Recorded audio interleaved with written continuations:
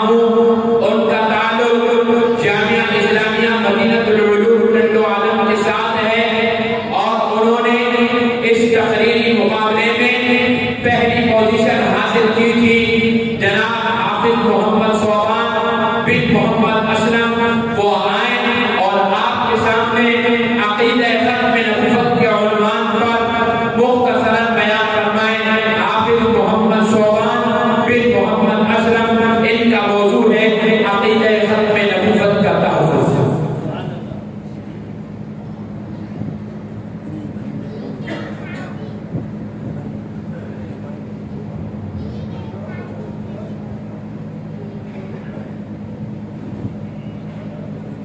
إن الحمد لله والسلام على رسول الله أما بعد فقد قال الله تعالى في القرآن المجيد والفرقان الحميد ما كان محمد أبا أحد من رجالكم ولكن رسول الله وخاتم النبيين صدق الله العظيم وقال النبي صلى الله عليه وسلم أنا خاتم النبيين لا نبي بعدي أو كما قال عليه الصلاة والسلام۔ صدا بلندی پہ ہے ختم نبوت کا علم، صدا بلندی پہ ہے ختم نبوت کا علم، جھکا ہے نہ جھکے گا ختم نبوت کا علم۔ زیر کر پائیں گے زمانے والے کیا اس کو، زیر کر پائیں گے زمانے والے کیا اس کو، اللہ نے بلند کیا ہے ختم نبوت کا علم۔ ارباب عقل و دانش ووالدان علوم نبوت وطالبان علم حکمت وغیور مسلمانوں، شہر ٹنڈو عالم اور اس کے مضافاتی علاقوں سے حاضر ہونے والے ختم نبوت کے پروانوں، میں آج کی اس اتحادی چمچماتی جگمگاتی ہوئی سالانہ مجلس تحفظ ختم نبوت میں عقیدہ ختم نبوت کے عنوان سے معنون جواہرات سخن کو اپنے لبوں کی زینت بنانے کا خواہش مند ہوں۔ توجہ کرنا، اس مختصر سے وقت کے اندر ایک پر اثر گفتگو درکنار اسے اشارتاً یا کنایتاً بیان کرنا بھی سمندر کو کوزے میں بند کرنے کے مترادف ہے، لیکن خریدان یوسف کی فہرست میں اپنا نام رقم کروانے کے لیے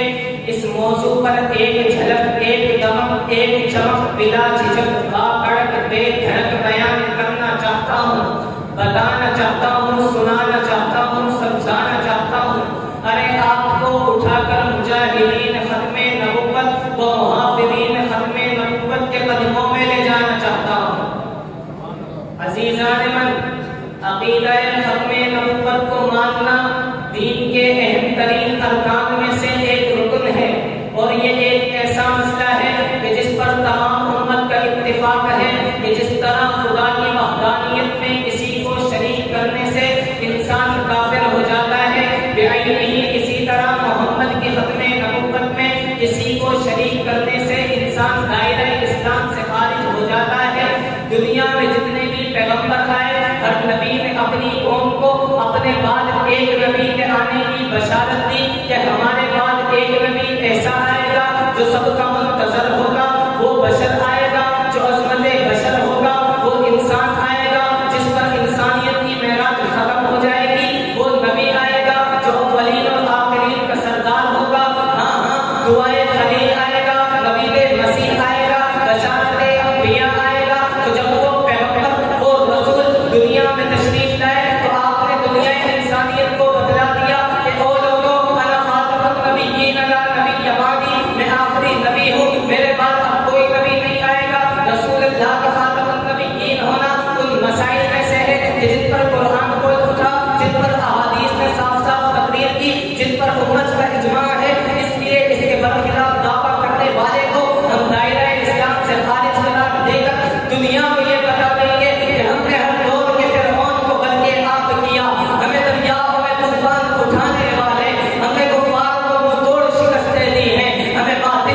دیوار پھیلانے والے. عزیزان من، عقیدہ ختم نبوت اتنا ضروری اور اہم عقیدہ ہے کہ اللہ نے عالم ارواح میں اس کا تذکرہ کیا. وَإِذْ أَخَذَ اللَّهُ مِيثَاقَ النَّبِيِّينَ لَمَا آتَيْتُكُم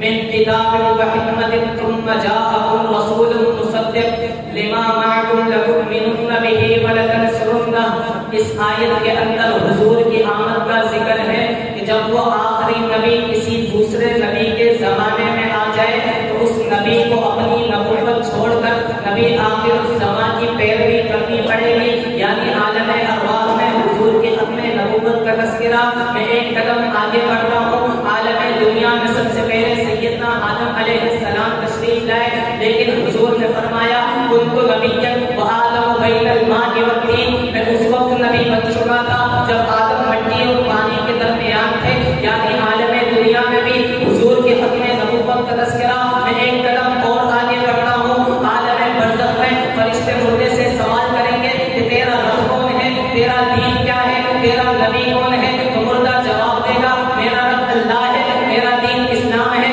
میرا نبی محمد رسول اللہ ہے. یعنی عالم برزخ میں بھی حضور کی ختم نبوت کا تذکرہ. میں ایک قدم اور آگے بڑھتا ہوں. قیامت کے دن جب حضرت عیسیٰ علیہ السلام سے لوگ سوال کریں گے کہ آپ ہماری شفاعت کر دیجئے، تو وہ جواب دیں گے کہ تم آخری نبی محمد رسول اللہ کے پاس جاؤ، وہ تمہاری شفاعت کر دیں گے. الغرض عالم ارواح ہو یا عالم دنیا، عالم برزخ ہو یا عالم آخرت، اللہ نے ہر جگہ حضور کی ختم نبوت کے تذکرے کروا کر گویا یہ اعلان کر دیا کہ جو ختم نبوت کا طرفدار نہیں ہے، لا ریب کو جنت کا سزاوار نہیں ہے، خاموش رہے سن کے جو اسلام کی توہین بے شرم ہے اس دل ہے وفادار نہیں ہے. عزیزان من، جب میں تاریخ کا مطالعہ کرتا ہوں تو میں دیکھتا ہوں کہ ہر دور میں ہر معاشرے میں ایسے قذاب پیدا ہوتے رہے ہیں جنہوں نے ختم نبوت پر حملہ کرنے کے لیے مختلف حربے استعمال کیے. لیکن قربان جاؤں میں میرے رب کے قانون پر کہ جب کوئی اسود عنسی میرے نبی کی ختم نبوت پر حملہ کرتا ہے تو مجھے حضرت فیروز جیسے بجٹ صحابی اس قذاب کو واصل جہنم قرار دے کر میرے نبی سے داد وصول کرتے نظر آتے ہیں. جب مسیلمہ کذاب نبوت کا دعویٰ کر کے میرے آقا کے دل کو تکلیف پہنچاتا ہے تو وہاں حضرت وحشی جیسے بجٹ صحابی اس قذاب کے لیے کافی نظر آتے ہیں. جب ہمدان کرامتی شریعت محمدیہ میں ترمیم و تنسیخ کر کے دعوی نبوت کا ارتکاب کرتا ہے اور دنیا بھر میں پھیلے سوا ارب مسلمانوں کی دل آزاری کا سامان کرتا ہے تو اس وقت مسلمانوں کے دلوں میں چھپی ایمان کی چنگاری جس پر کروڑوں گناہوں کا پردہ پڑا ہوتا ہے وہ ایمانی غیرت کے ایک جھونکے سے سرنے لگتی ہے اور سڑکیں احتجاج سے بڑھ جاتی ہے. تو وہاں غازی حاکم جیسے عظیم مجاہد آقا کی ختم نبوت کے لیے اپنی جان ہتھیلی پر رکھ کر دیوان نوار حملہ کر کے قوم ملت کے سر کو فخر سے بلند کرتے نظر آتے ہیں. ارے سلام ہو ان خوش نصیبوں پر جنہوں نے تحفظ ختم نبوت کی خاطر گردنیں کٹا دی، جانیں قربان کر دی اور یہ اعلان کر کہے ہر ایک باطل سے بن